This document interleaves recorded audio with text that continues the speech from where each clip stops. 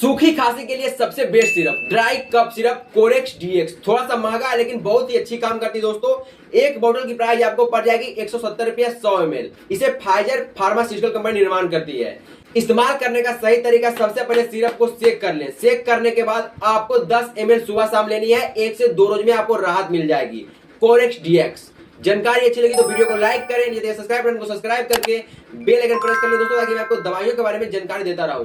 I am a medical practitioner, मैं खुद एक मेडिकल प्रैक्टिशनर हूं, तभी मैं आपको बता रहा हूं।